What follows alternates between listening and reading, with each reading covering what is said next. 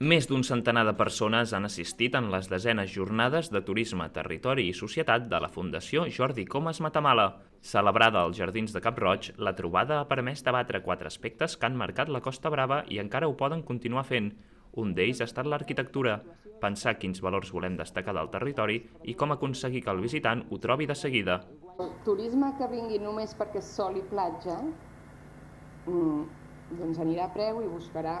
Si fem el contrari i ens esforcem en posar de relleu, en facilitar que a més d'estar al sol i estar a la platja, vagis a banyar-te a les roques que poder no ho havies fet mai, passegis pels camins de ronda, que és un regal que la història ens ha fet. També s'ha parlat de connectivitat. Hi han participat Pere Màcias, comissionat pel traspàs de Rodalies, la directora general de Transports i Mobilitat de Catalunya i el president de la Comissió d'Ordenació del Territori de la Cambra de Comerç. En clau turisme s'ha parlat de la responsabilitat social. Les condicions de treball i la salut dels treballadors del sector han estat 2 dels temes presentats per l'Observatori de Treball i Model Productiu de la Generalitat de Catalunya.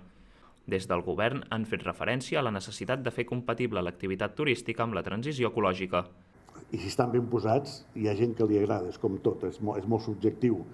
Aquests parcs que hi ha per aquí al sud de França, al Rosselló, n'hi ha alguns que els veus i dius que bé, aprofiten la tramuntana que fa, que és de bon aprofitar, sempre i quan estiguin en llocs que mirin de minimitzar l'impacte paisatgístic i l'impacte sobre els ecosistemes i els ocells. L'últim tema de debat ha estat el creixement econòmic. Han mostrat com s'ha desenvolupat el PIB els últims anys i un dels punts de debat ha estat el salari dels treballadors.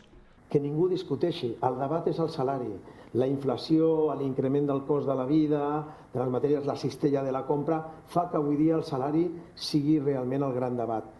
Però hem de posar en la societat que hem de tindre una economia que sigui competitiva, productiva. La productivitat és la columna vertebral en la que hem de basar les nostres estratègies. L'acte també ha volgut reconèixer la fita d'arribar a les 10 edicions. És una jornada que ha anat creixent tots aquests anys i vol continuar creixent per esdevenir encara més un referent al país en la creació de pensament i reflexió en el sector turístic. Qui ha posat el punt i final a la trobada ha estat el secretari general d'Economia i Finances de la Generalitat de Catalunya, Juli Fernández. O sigui, són quantitats molt i molt grans i algú pot pensar, és insuficient.